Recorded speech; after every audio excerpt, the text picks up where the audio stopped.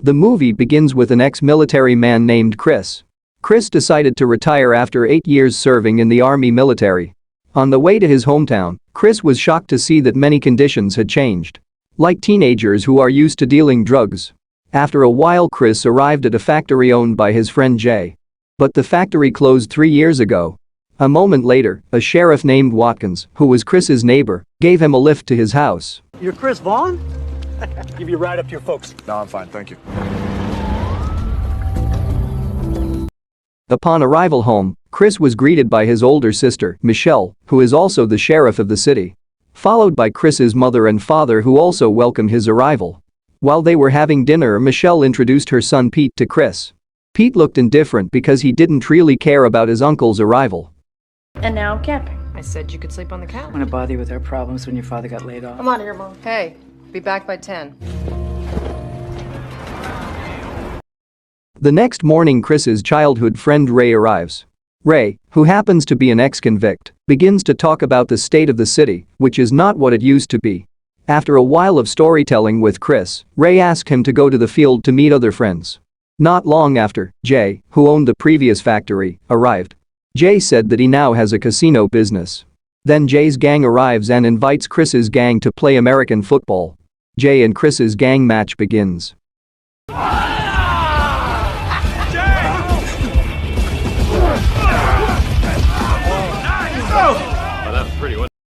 In the middle of the match, Chris saw his nephew smoking while watching the match with his friends.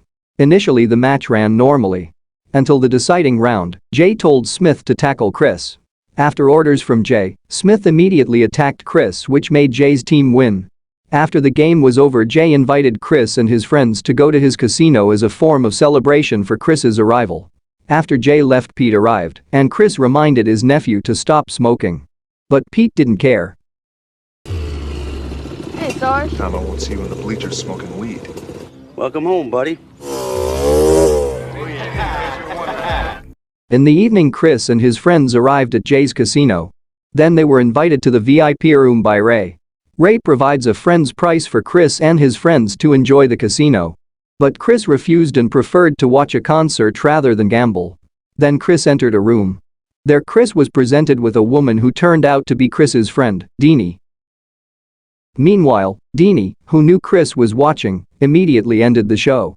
Not satisfied, Chris left the room and wandered around the casino. A moment later, Chris arrived at a craps table where his friend Jimmy was playing. When the dealer rolled the dice, Chris saw the dealer cheating. Chris tried to stop Jimmy, but had already rolled the dice with the number 7, which made Jimmy lose. Then Chris insisted on betting on number 7, but the dealer wouldn't allow it because it wasn't Chris's turn. But Chris remained persistent and threw the dice. After the dice were rolled, the dice returned to 7. Chris, who won the bet, wanted to ask for money, but the dealer still refused until one of the security officers approached Chris. Finally, the fight happened. Seeing the chaos, the other security officers also attacked Chris until finally Chris fainted from being electrocuted.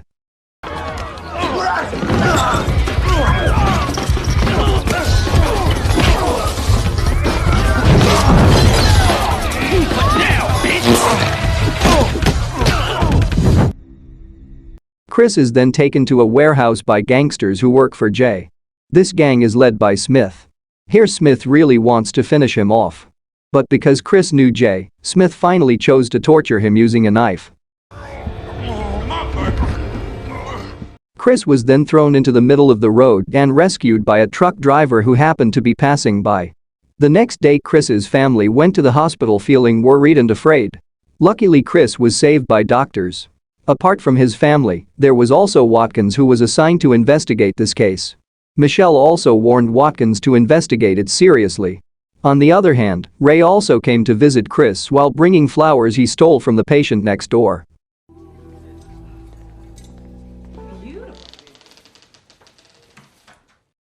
As a friend, Ray was concerned about Chris's condition.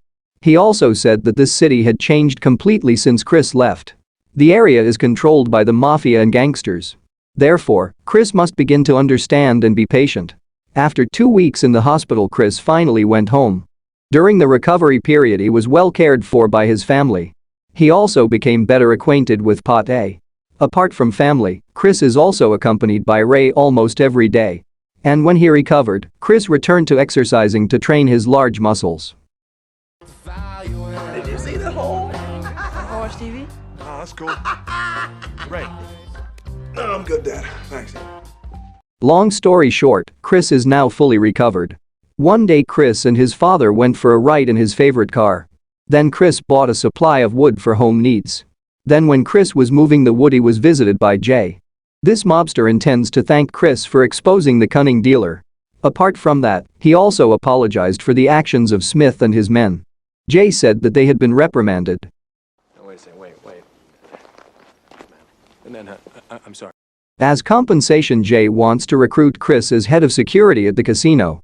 However, Chris flatly rejected it. He didn't even want to accept money from Jay because he was already angry with him. After meeting Jay, Chris immediately went to the police station to ask about the investigation at the casino. However, it turned out that Watkins had closed the case. He said that casinos were the biggest source of income in the city. As a result, he couldn't do much when investigating. This is my town, okay? After returning from the police station, Chris was visited by Deanie. The two of them chatted at length and discussed Deanie's work at the casino. It turns out she was forced to work there because she needed money to pay her rent. Rent's gotta be paid, Chris. A moment later, Chris received news that Pate had fainted at school. Reportedly, he overdosed because he drank too much medicine given to him by his friend. Chris was very angry with Pate's friend, even though he had admitted guilt. Chris then asked where he got the drug. And it turns out these school children got it from Jay's men. Of course, Chris went straight to the casino. Chris also didn't forget to bring a rifle, even though his father prohibited it. Chris, not like this. But when he arrived at the casino, he didn't use the gun. And instead, Chris took a wooden block and destroyed the gambling place. He then beat up the armed guards, including Smith and his friends.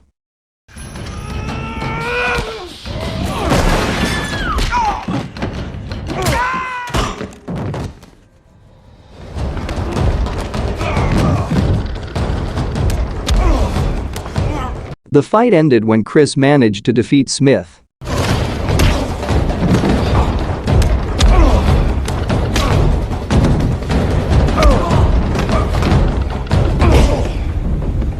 After the fight was over, Chris left the casino but was chased by the sheriffs. Chris preferred to surrender and ended up being arrested. After being arrested, Chris's lawyer requested that Chris apologize and the case would be considered closed. Seeing as Chris is a former Marine, he will only serve 3 months of home prison. Then Chris admitted that he was wrong, but Chris didn't want to apologize. Pretty generous offer, Chris. Well, I still say you should take it. But I'd have to plead guilty. Man, we were just trying to control him. Finally, the trial was held.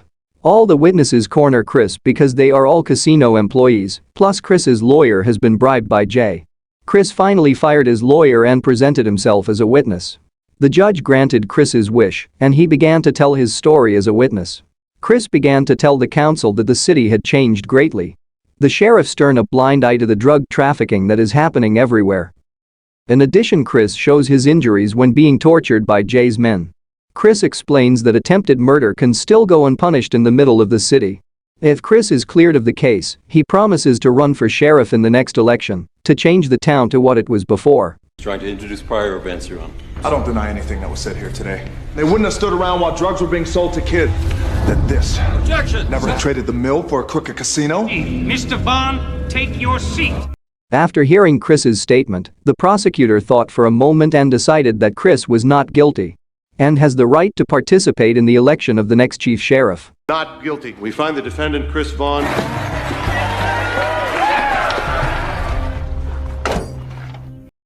Long story short, Chris became chief sheriff, replacing Watkins. Meanwhile, Watkins introduces his previous subordinates to be Chris's subordinates. But Chris refused. He knew that they had all become Jay's allies. On his first day in office, Chris immediately went on patrol and found Jay's victim, who was speeding. Initially, Chris wanted to arrest Jay on charges of drug trafficking. But Chris has no evidence and prefers to destroy the car lights. Not really gonna ever make it as a cop. License and registration. Because you own the town, Jay. Now it was construction. You took care of that. Be a man who never gets to see 40. My taillights. Well, the hives are gone. Then Chris headed to Ray's place. There Chris invited Ray to become a member because Chris had no partners after rejecting the sheriff's proposed by Watkins. Ray initially refused because he was an ex-convict. Until finally Chris explained that Ray was the only person Chris could trust. Ray finally agreed to join Sheriff Chris and explains his plan to find the drug dealer. As a former convict, Ray explained that a procedural approach would not work. And Ray prefers barbaric methods to find the drug dealer's place. After getting information from several crooks, Chris and Ray found a drug dealer who turned out to be Smith. After investigating Smith, Ray only found a small amount of drugs. Then Chris asked where the drugs were made. But Smith remained silent until Ray finally decided to search Smith's car. Because there was a personal grudge, Ray and Chris damaged Smith's car until all that was left of the body.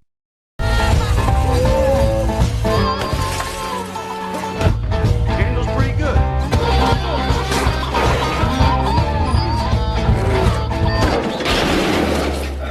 He's claiming. After searching everything, Ray didn't find anything. But he was very sure Smith kept it somewhere else. In the evening, Chris said goodbye to his father before he returned to the police station again. His father also advised Chris to be careful when catching the perpetrators. When he arrived at the office, he gave Ray a rifle. Chris tells Ray to keep his family at home. Meanwhile, Chris will look after Smith at the police station. I'll check in later. Okay. Not long after, Deanie visited Chris, who was on duty. She also brought food for Chris. But instead of eating, the two of them had sex. The next morning, Chris checked on Smith again, and everything seemed under control. However, then when Chris was about to check it, suddenly Watkins and Jay's men appeared. And they then opened fire on the police station indiscriminately.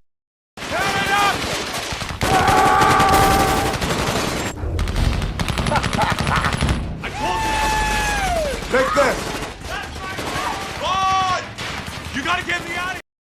Chris finally decided to cut a hole in the wooden floor so Deanie could hide under it. On the other hand, Smith was shot by Watkins, so it was difficult for him to get up again. Before he died, he told him the location of Jay's drug factory. After hearing that, Chris and Deanie worked together to trick Watkins. And that way they can fight it more easily. As a result, Watkins died instantly.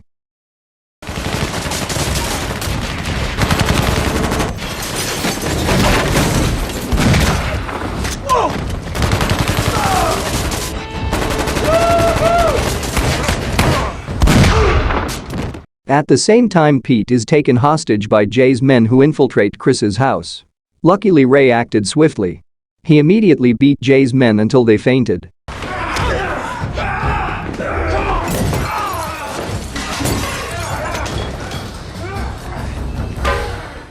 On the other hand, Chris's other family is also being held hostage by two of Jay's other men. But even so, Ray managed to finish off one of them, while the other person fell down the stairs thanks to Michelle's deadly kick. Stay down!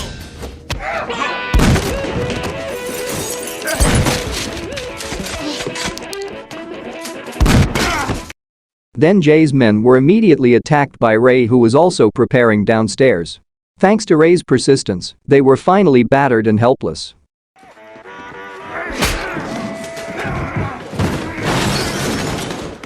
Not long after, Chris returned to his house. He thought that the situation was safe. But it turns out there was one more person who woke up from his fainting spell. Luckily, Chris's father immediately finished him off with one shot. Chris then went to Jay's drug factory because he couldn't wait to catch him with his own hands. But when he got there, he was hit by a trap that Jay had set. When Chris almost fell, Jay immediately hit him with an iron rod. Chris, who couldn't stand it anymore, finally pulled Jay's shirt until they fell together. But then Jay pushed Chris and slipped out of the factory. It didn't stop there, Jay also brought an axe to finish off Chris. Luckily, Chris was alert enough to dodge. Until finally he succeeded in defeating Jay.